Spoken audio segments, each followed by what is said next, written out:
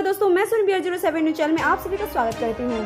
तो दोस्तों, अगर हम दरभंगा एयरपोर्ट से फ्लाइट की बात करें तो करीब 3 जोड़ी फ्लाइट, जिसमें 2 मुंबई की और 1 पुणे की उड़ती है। अगर हम कोविड-19 की बात करेंगे तो अभी सबसे ज्यादा कोरोना के केसेस महाराष्ट्र में हैं।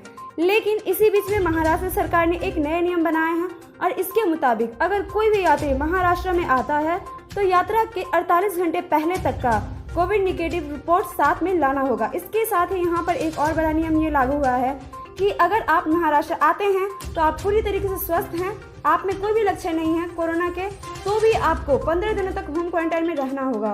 और अगर आप इस नियम को तोड़ते हैं तो होम क्वारंटाइन से बाहर निकलते हैं तो जुर्माना जरूर 1000 रुपये भरना होगा।